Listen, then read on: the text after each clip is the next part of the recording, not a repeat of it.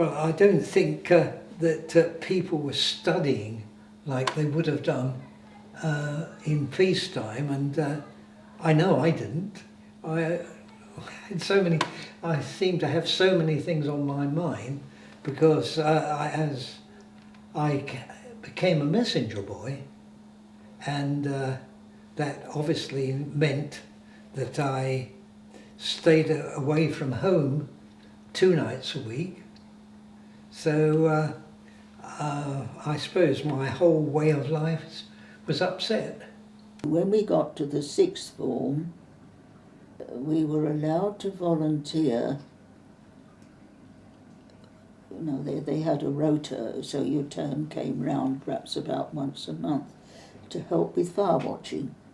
My job as a messenger boy entailed going to the ambulance station, which was down King's Road, which is over the back near Egham bypass, and it entailed that me turning up on with my bicycle. All messengers had to have a bicycle, and I went there early evening and stayed there till the morning. The ambulance station was in was an old Territorial Army drill hall, and that's where they kept the ambulances. And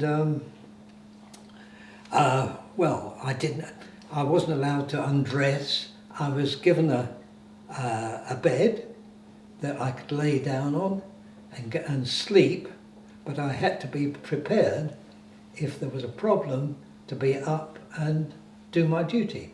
And my husband was older than me, so he didn't get called up.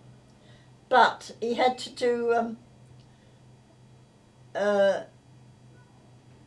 he built the house where I did live.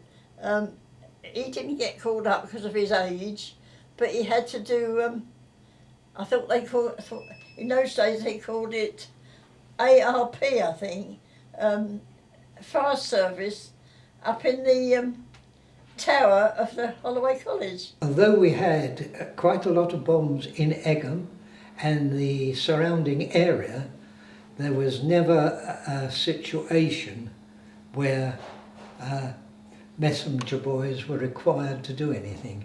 I just watched her with another mate, I suppose, up there every night, and they had to report if there was any aircraft going over. There was no payment for it or anything like that.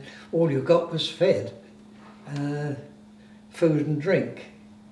I know we used to get a lot of bread and cheese was ration, so I probably had a week's ration every night I was on duty. A lot of the women drove ambulances as well, which was a good thing, I suppose. I know my mother, like everybody else, they used to knit things for the troops. That was it.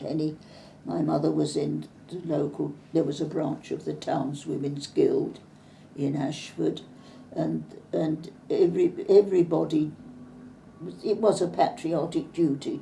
They knitted socks and whatever scarves and sort of which could be sent to the troops, and that was nobody would sort of expect to sit and do nothing. I mean, in those days they weren't trained like they are now. I mean, you get a rescue team today, they go under these buildings and they get people out. But in those days there was no chance. You know, they got no equipment and no expertise as to do that job like they have now. Everyone in the villages and towns, they were expecting an invasion, you see, and they were putting barricades across the road and anything from large railway sleepers,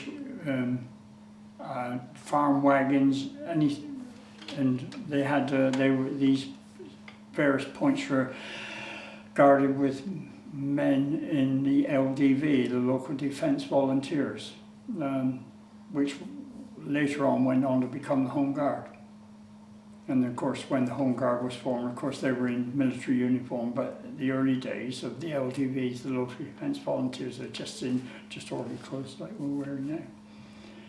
And they didn't have any guns, all they had was broomsticks and pickaxe handles and things of that nature, but there we go.